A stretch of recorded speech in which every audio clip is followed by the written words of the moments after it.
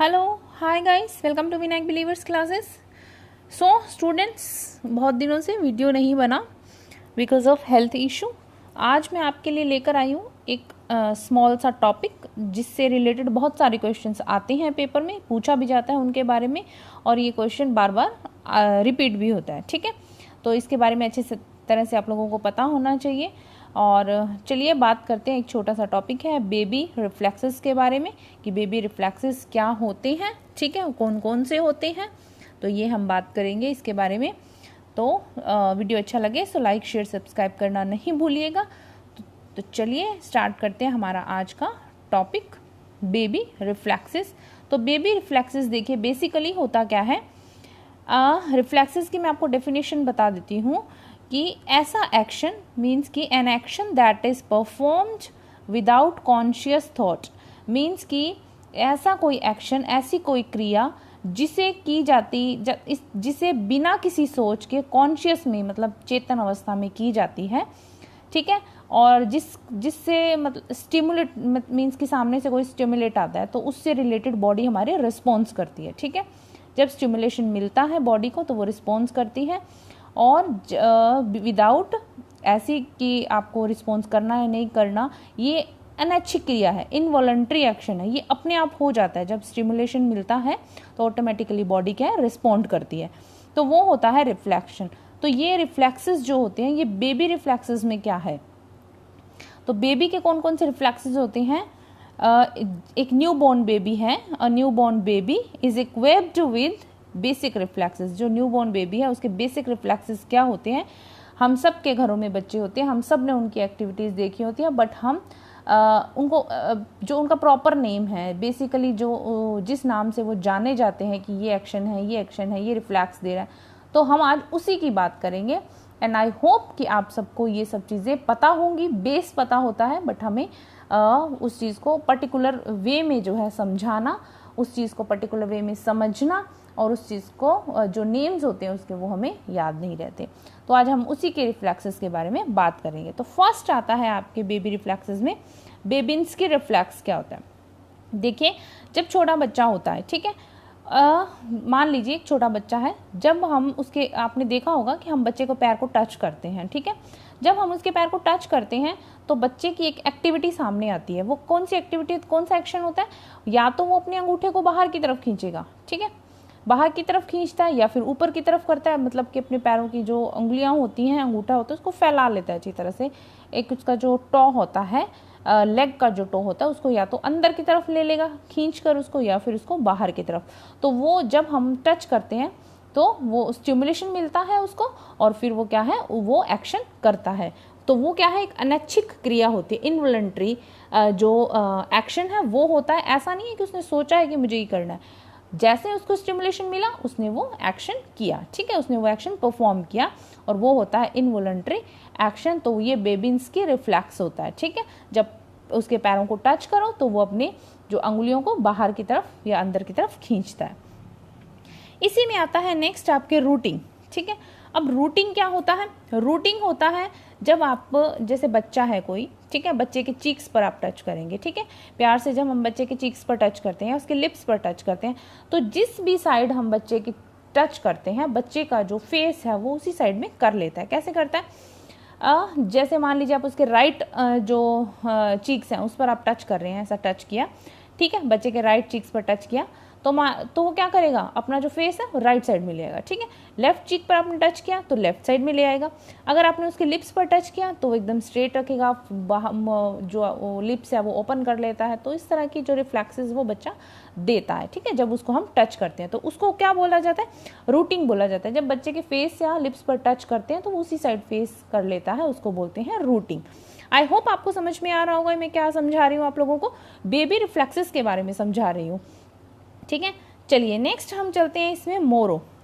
मोरो क्या है, चलिए, आपने देखा होगा बच्चे जब सोते हैं, नॉर्मली छोटे बच्चे जो होते हैं, न्यूबॉर्न बेबी जो होते हैं, जब वो सो रहे होते हैं तो सडन एकदम से आपने देखा होगा कि सडन वो घबरा जाते हैं, डर जाते हैं एकदम से।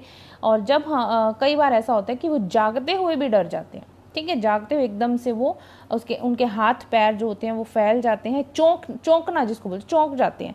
ठीक है, चाहे वो सोते सोते हो ऐसा हो या फिर जागते हुए में ऐसा हो, तो वो क्या होता है, मोरो बोलते हैं उसको। एकदम से बच्चे का चौंकना क्या कहलाता है, मोरो।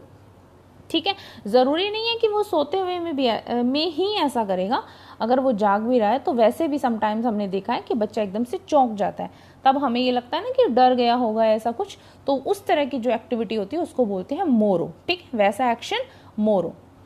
चलिए नेक्स्ट चलते हैं, विथड्रॉल रिफ्लेक्स। विथड्रॉल रिफ्लेक्स क्या होता है, चलिए देखते हैं। अभी ये जो है आपके किससे रिलेटेड है, बच्चा अपने आप को क्या करता है, सेव करने की कोशिश करता है। ठीक है, इसमें बच्चा अपने आप को क्या करता है, सेव करने की कोशिश करता है। बेसिकली ये जो होता है ये बैकबोन से जुड़ी हुई एक रिफ्लेक्स होता है, बैकबोन से जुड़ा हुआ, जिसमें कि आपके क्या होगा कि देखिए जैसे बच्चा है, बच्चे को आप अपनी लैप में लेकर, मीन्स अपनी गोद में लेकर आप अगर थोड़ी सी भी हाइट पर जा रहे हैं, चाहे आप स्टेप बाय स्टेप चल रहे हैं या फिर आप सीढ़ियाँ चढ़ रहे हैं, तो आपने नोटिस किया होगा कि बच्चा अपने आप को स्क्वीज कर लेता, अपने आप को आपके अंदर सिकोड़ लेता है। ठीक है, तो वो बच्चा क्या करता है, वो जो रिफ्लेक्स देता है उसको बोलते हैं विथड्रॉल रिफ्लेक्स। मीन्स कि वो अपने आप को सिकोड़ लेता है। क्यों सिकोड़ लेता है, अपने आप को सिक्योर करने के लिए, अपने आप को सेव करने के लिए। ठीक है, तो ये होता है विथड्रॉल रिफ्लेक्स, ये बैकबोन से बेसिकली जुड़ा होता है। और एग्जाम्पल इज कि जब आप मान लीजिए बच्चे को लेकर सीढ़ियाँ चढ़ रहे हैं तो बच्चा अपने आप को बचाने की कोशिश करता है। ठीक है, तो वो होता है विथड्रॉल रिफ्लेक्स। ठीक है, चलिए नेक्स्ट देखते हैं इसके अंदर टॉनिक नेक। ओके, टॉनिक नेक क्या होता है, अब ये जो टॉनिक नेक है वो है कि आपने देखा होगा जब बच्चा सोता है या जाग भी रहा है तो वो जिस साइड में उसका हाथ होगा, ठीक है, जिस साइड में वो हाथ फैला होगा उसी साइड में उसका क्या होता है, सर होता है। ठीक है, मान लीजिए जिस साइड में उसका सर है, जिस साइड में वो हेड मोड़ेगा उसी साइड में उसका हाथ फैला हुआ रहता है। आपने देखा होगा बच्चों के सोने की पोजीशन, नॉर्मली जिस साइड में उसका हाथ फैला होता है उसी साइड में उसका सर भी होता है। तो ये चीज़ होती है टॉनिक नेक, इसको बोला जाता है टॉनिक नेक। ठीक है, आई होप आप लोगों को समझ में आ रहा होगा, और अगर वीडियो अच्छा लगे तो लाइक शेयर सब्सक्राइब करना नहीं भूलिएगा। आपके लिए इम्पोर्टेंट है और आपके पेपर में इससे क्वेश्चंस आता है, हर बार रिपीट होता है इससे क्वेश्चन।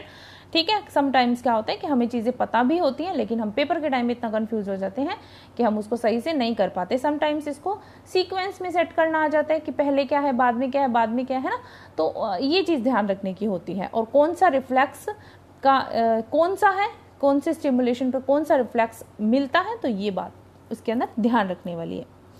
ठीक है, टॉनिक नेक हम पढ़ चुके हैं। नेक्स्ट आता है पामर ग्रास। ठीक है, पामर ग्रास की अगर बात, सो पामर ग्रास, पाम क्या होता है, पाम क्या होता है सब जानते हैं, हथेली।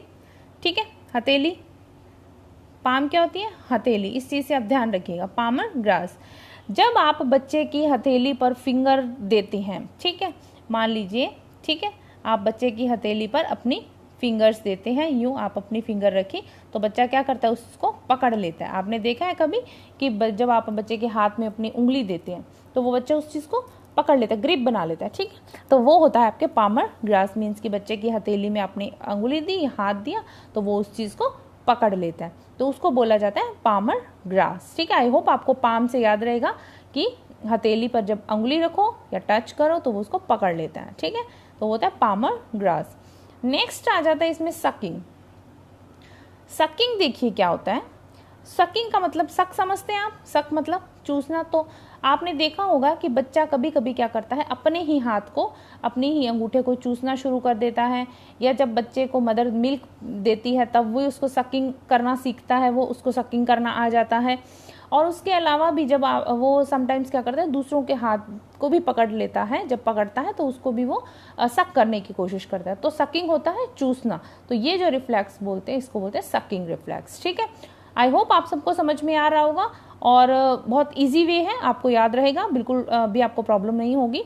इजी वे में आपको 1-2 बार वीडियोस देखेंगे, आपको इजीली याद हो जाएगा। ठीक है, नेक्स्ट चलते हैं स्टेपिंग रिफ्लेक्स। ओके, नाउ समझिए स्टेप क्या होते हैं। स्टेप मतलब कदम दर कदम चलना। ठीक है, तो स्टेपिंग रिफ्लेक्स क्या हो गया कि जब बच्चे को चलना नहीं आता, जब हम बच्चे को हाथ पकड़ के, दोनों साइडों से हाथ पकड़ के हम उसको खड़ा करते हैं, तो आप लोगों ने नोटिस किया होगा कि बच्चा एक एक पैर चलाने की कोशिश करता है, उसको चलना नहीं आता है।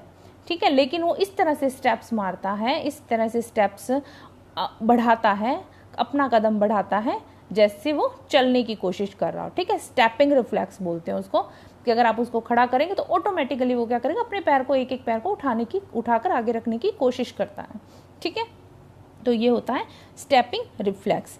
हमने पढ़ा, आज हमने क्या पढ़ा है, बेबी रिफ्लेक्सेस, और जिसके अंदर आपके 8 तरह के रिफ्लेक्सेस बेबीज के बताए गए हैं, जो कि आपके, जिसमें आपको इसको BRMWTPSS से याद कर सकते हैं, ठीक है।